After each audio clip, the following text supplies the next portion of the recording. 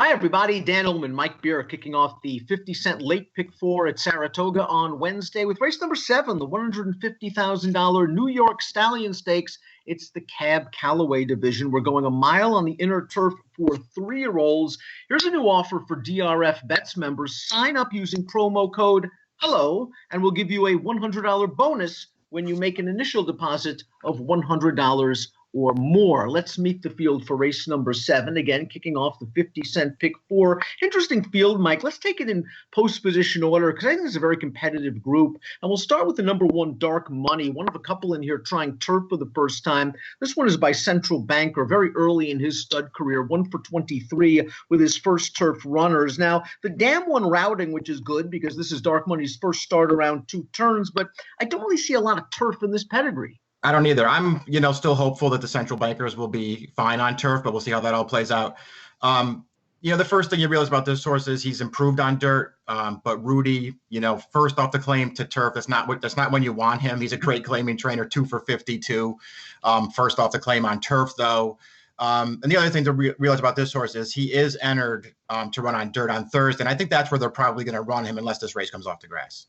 He has really improved in his last few starts, although he did take advantage of an odds-on drop-down named Gleason last time out, who I just don't think is very good. I don't think it was a very strong field, but he does have a good tactical speed. Arad Ortiz is aboard. If he runs here, he probably can work out a nice trip. The 2 is Dashing Dan, who pulled off a gate-to-wire upset over the Mellon turf course last year, then has been thrown into a couple of tough spots. The boggy Grade 3 Pilgrim, where he was 60-1, and then last time out in a field full of older horses, one of them coming back to earn a 90 buyer in his next start. He was probably overmatched in that race. I think he can do better here, but I'm just not sure where he is from a form standpoint. I agree. I mean, the kind of horse you want to at least keep an open mind about at a price in this race because he's got speed on the inner turf and, maybe he can just get to the front. He was a winner at Saratoga as a 2-year-old. I was sort of ambivalent about him, Dan. I think he will take a couple of steps forward as time goes on, but I wanted others in this race. Rinaldi, the number 3, beat 3 of today's rivals, going 7 furlongs most recently when winning his maiden in one of the New York Stallion Series races. Another horse to come out of that race earned a 75 buyer speed figure in his next snout. Got a very nice trip under Luis Saez, just put himself right off the hip of pace setter Thorny Tail under a confident ride. Took over, getting a little tired at the end of that race, but was able to hold on. Now, going to have to stretch out around 2 turns for the first time. His sire Posse is a speed influence, but there's enough stamina on the bottom of this pedigree that makes me think he'll get the mile. I kind of agree with you. I'm not going to worry about the mile for him right now. I like both of his races, Dan. I thought he ran well first time out, a little bit green in that race, but he took the step forward last time, as you say, with a really good trip. It's sort of odd because I think this race is a little bit tougher than that one, but maybe only by degrees. There's not really that much in here. I think he's the horse to beat.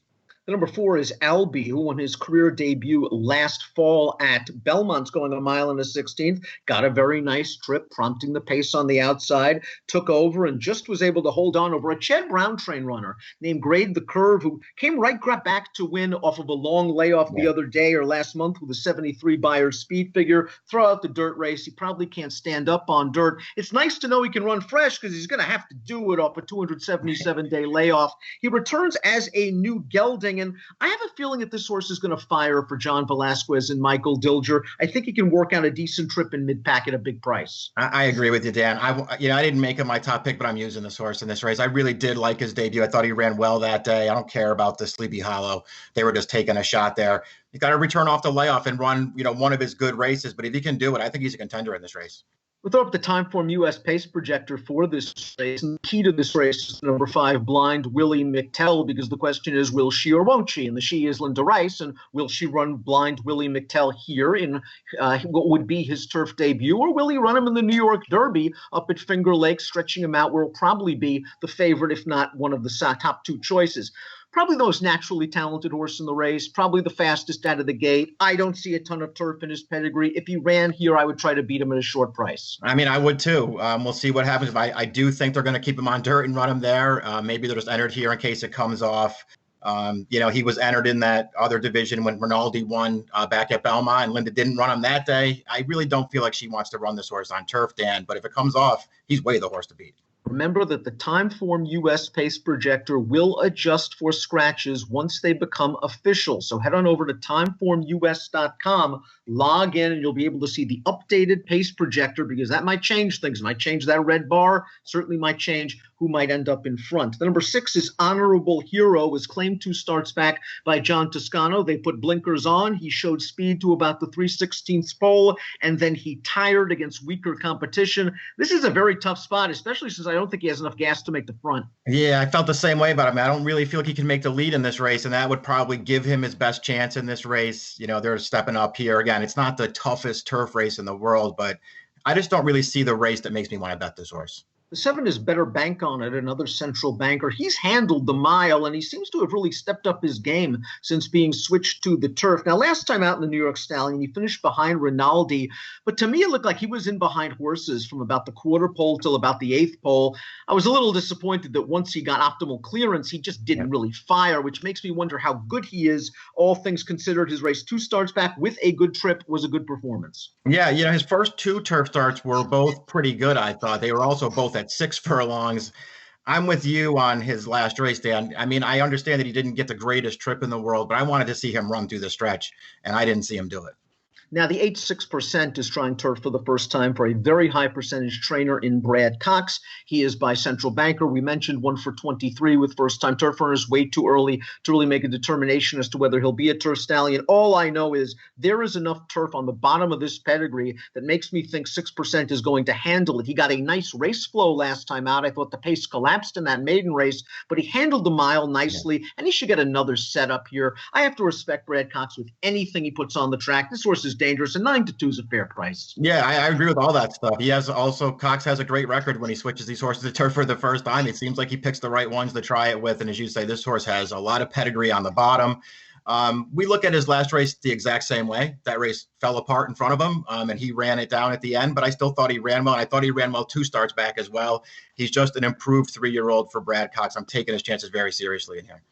I'm interested in your thoughts on the 9 Funny Guy. He goes out for one of our favorite trainers in Johnny Terranova, and this is an extremely consistent horse, whether it be on dirt or on turf. But last time out in the New York Stallion Stakes, he was bet down to favoritism for his turf debut, and I couldn't find an excuse. He was sitting right behind the pace setters. He angled out 3 wide. He had a giant look at Rinaldi turning into the stretch, and he just couldn't get there. I have no problem with him stretching out to a mile, and if he gets some pace, he's going to run again, but I don't know. Off that last race, do you really want him at a short price? Yeah, I really don't. I mean, I don't think he ran poorly at all. I thought he ran fine, but I'm with you. I didn't see the excuse for him. I don't need him at another short price in here. And, you know, as good as he is, and I do think he's a good horse, he doesn't even have the upside that Rinaldi does, I don't think. I would just much rather have the horse that beat him last time if I was going to take one of those 2. Completing the field is Smooth Tails, who returned off of a lengthy layoff in that Rinaldi race on June the 23rd. And Jose Lezcano did what he could do. He took this horse back early. I think he seemed very uncomfortable in between horses the first 1/8 of a mile or so. Jose had a chance to come with like a 3-4 wide move on the turn and thought better of it. He stayed in as long as he could. He altered course at the 3/16 pole, and this one picked up some horses late. Now, this is a lousy post position, but he has more tactical speed than he showed last time out. I think he's going to take a step forward. I'm not sure it's good enough to win this race, but maybe you could use him underneath. That's exactly how I looked at him. I put him underneath in this race. I thought he ran okay in that last race off the left, and I do think he can do better. But he didn't draw great in this race. You know, he's one of those horses at a really big price. I'd be pretty interested in him, Dan. I didn't pick him on top, though. Let's see who you did pick on top to kick off the pick 4 in the New York Stallion Series. It is a really competitive race, but you landed on the 8.6%. Very logical for Brad Cox. Think has enough turf pedigree, should get the right setup, and earned a nice fig in that race last time out. Yeah, for all those reasons, I just put this horse on top, along just with the fact that I just kind of wanted a new face in here. I don't have anything against Rinaldi. I think he's the horse to beat. I put him second. I went 8, 3, 4, and 10. I'm going to go 3, 9, 4, and 8. I used Rinaldi on top in here. He's lightly raced. I think he can get a good forward position. I like his inside draw. And I think the mile is within his scope. Again, he is by posse, but this dam has thrown several long-winded turf horses. I think Rinaldi gets the jump on some of these turning into the lane, but I probably got a spread 3, 9, 4, 8 for me in the New York Stallion Series, race number 7 on Wednesday. Again, remember that new deal with DRF Bets with that new promo code Hello. Sign up to DRF Bets. Will give you a $100 bonus when you make an initial deposit of $100 or more. An approximate post time, 4:32 Eastern. Good luck.